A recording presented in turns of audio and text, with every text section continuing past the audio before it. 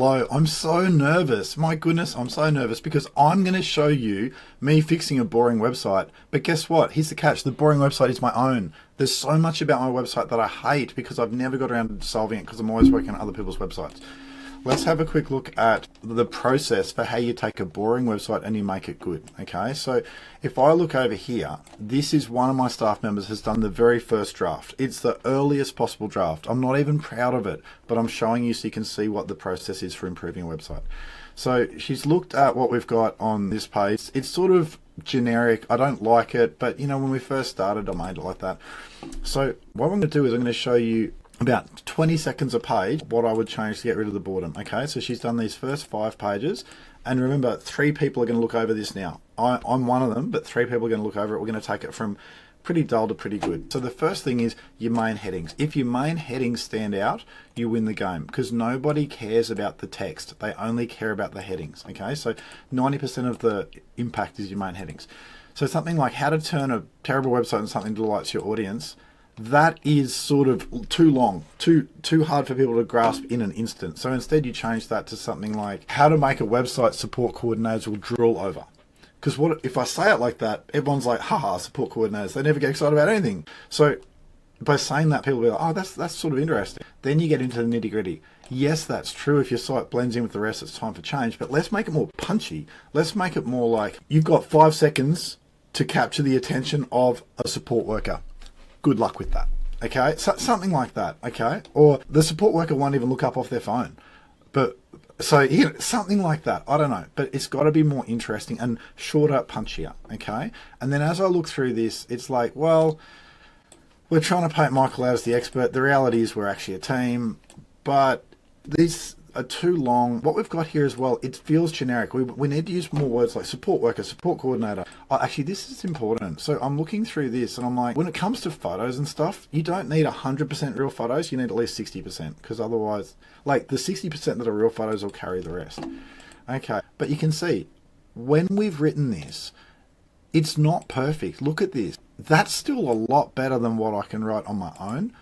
We're using long words like captivate, credibility, endorsed. We need to simplify the language. When you're writing a website, you want to write in such a way that a year 9 student can effortlessly understand what you're doing. Okay, so I look at that, I'm like, oh, we can improve that. Definitely we could improve that.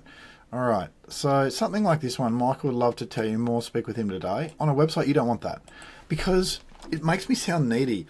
Trust me, I have more work than I can handle at the moment. If I look at my day, there's about 8 meetings and 3 of them are new potential clients. So when I look at that, it's like, instead of saying to people, oh, you know, they'd love to talk to you, say something like, look, if you need a hand, we're here to help. You know, here's how you contact Michael. Because that way it's not looking like the business is reaching out to the client. It's more looking like the client is asking for help. And that makes life a lot easier when you actually do meet people. 10 tips, great. So obviously we'll shorten that. Bold hook, all that. Okay, let's have a quick look at this one. Michael's insights on, oh, okay. Just, it has to stand out. That doesn't stand out. So something like how to make a SIL provider stand out without looking silly. Okay? SILLY, silly. Okay, so obviously that's going to be an old joke. I've never heard it before, but I'm sure 100 people have said it. SIL and silly. But at least it shows some character, some humanity. Okay, now, if you're a plan manager, you're like, no, we need to look really formal. It's like, great. You can fit in with everyone else and look formal just like them. Sure. Or if you want to actually stand out, that's how you do it. Okay. Let's have a look at why do they struggle with marketing? They struggle with a lot of things. Poor Sil. Okay. But we probably wouldn't lead with that as a question because it makes people feel dumb. Okay. We're not here to make people feel dumb. Probably something like, what are the toughest bits of marketing in Sil? And then you go through, you know, yeah, the lack of emotional connection. True. But it's also that Sil is so crowded, especially in the cities. All right, what else have we got here?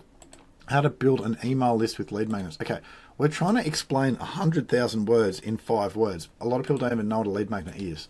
So somehow we'll need to rework that. But this is the process. When someone's working on improving website content, I'm looking at this going, whoa, we need to rework this. It's fine because there's literally 3 or 4 of us who'll look at this before it goes live.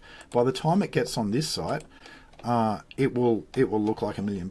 Okay, but so a lot of people think, oh, I'll just fix my website. Well, 1, don't have just one person fixing the wording. Okay. 2, make sure that your wording is talking to your customer or participant or support coordinator. Don't make it talk to you Okay, so for me, I'm a 43-year-old male. How many, 44, anyway, who knows? How many 44-year-old males are there who are support coordinators? Not a lot. Okay, they exist, but there's not a lot of them. So it doesn't make sense for me to write the website like I want to hear it. I need my wife to look over it because she's a demographic of the support coordinator. Or I need, say, Catherine on my team to look over it because she's the demographic of a support coordinator. So there's all these factors, but here's what I really want to encourage you. Don't think that what you write is special or important, because even as I look through this, I'm like, you know what? There's lots here that we need to rework. It's hard for me to say that I can stand behind all that, but I can stand behind some of it and we can tweak it. And because there's three of us who are going to look at this before it's real, like words like clients, use the word participant, stuff like that. It's an iterative process. It goes back and forward, but the time you spend writing good content pays off. Most importantly, spend the time on the headings, not the text. Okay? Obviously for the text, keep your sentences short, 7 or 8 words, simple, but don't think people are going to read it. They will read the headings though. So why am I nervous? I guess I'm nervous because this is behind the curtain. This is as behind the curtain as you can get. This is us looking at our own website, which really is due for, it's really due for representing what we do. Okay? Instead of what we started with ages ago. And I'm nervous because I'm like, oh, people are going to judge us as imperfect. Well, of course they're going to judge us as imperfect. It's because we're imperfect. But also because the process is not clean and tidy. It's messy. And that's why whenever I'm working with NDIS provider, there's back and forward all the time.